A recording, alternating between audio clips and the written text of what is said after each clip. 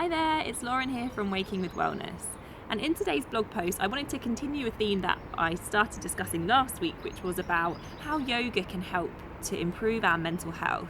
So in the last blog post, if you haven't watched it, we spoke about the relationship between breathing and anxiety and how we can use breathing methods in yoga to help with anxiety. So if you haven't seen that, go and check that out. And today I want to talk about the physical aspect of yoga and body posture. And so some research showed, for example, that when people are feeling depressed, when people are in a depressive episode, that this is characterised by a typical type of body position.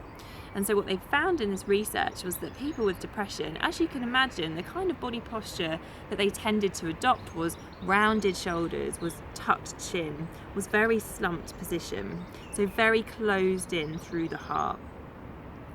And what they found was that as people came out of their depressive episode into remission, where they were feeling better, that this correlated with their body posture. It actually correlated with the level that their shoulders were protracted.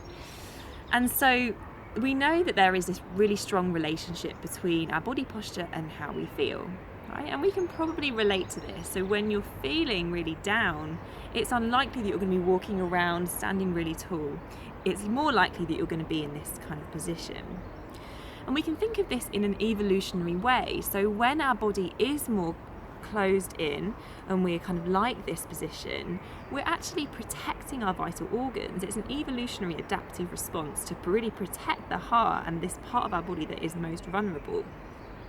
However, just as we spoke last week about the two-way relationship between the breath and how we feel, there is also a two-way relationship between our body posture and how we feel. So we know that when we feel depressed, our body posture responds in that way. But also when we move our body posture, it can actually change how we feel. And one of my favourite pieces of research was done by Amy Cuddy. Now, some of you might be familiar with her or watched her TED Talk. So if you haven't, I'd really recommend typing it in, Amy Cuddy TED Talk, and she talks about power poses. And so basically what she did in her research was to get people to adopt particular postures before being in a mock interview for a job. And so most of us, when we're going for a job interview, tend to have the kind of posture, again, that's quite rounded. We might sit there kind of on our phone, feeling quite worried, kind of being quite small. And what she wanted to do was to test how expressive and open postures related to not only how we felt, but also how we come across to others. And so she asked people to adopt power poses, and the power pose that she got people to adopt was like a superwoman pose like this. And in yoga we do these kind of poses all the time. So we do a warrior 2 pose, we do warrior 1 pose, and these warrior poses are really strong and they really help to activate and to create strength in the body. And what she found was that when she got people to adopt these power poses just for a couple of minutes before the interview, then they had increased level of testosterone, which correlated with feelings of confidence. And also they were more likely to be rated as employable by the mock interviewers. And so I think this research is really cool. Not only have I used this myself, so in the past when I had gone to job interviews when I first watched this, or even when I was just doing something like a big talk or something that I felt quite nervous about or that made me feel kind of a bit small, I still use it today. I go into the toilet, I do some really strong poses, some warrior poses, and it really does help. It helps to literally produce hormones in the body just by adopting certain postures. And therefore you can see how in yoga, because we're doing these kind of postures all of the time, especially strong standing postures like warrior 2, but also when we're helping to literally strengthen the core. From an energetic perspective, when we work to build strength in our core, it relates to our core chakra.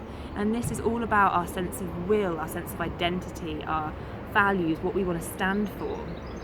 And so we can also connect into the energy that way.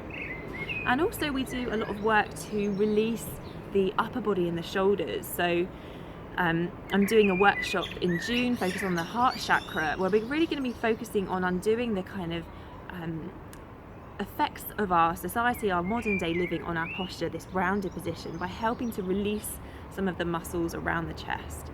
And so really just taking time to release the shoulders, to release the neck. Really makes a difference to how you feel, and really having that open chest position. Just notice for yourself for a moment what it feels like to be rounded versus what it feels like to have a nice open chest and a nice open posture. And so that is just a little bite-sized information on how yoga can really affect how we feel just through the body. And I'm going to talk, there are lots of different ways that yoga helps our mood and how we feel. We've talked about the breath, we've talked about the body, and I'm going to continue to give these little bite-sized clips of information for you over the next couple of weeks.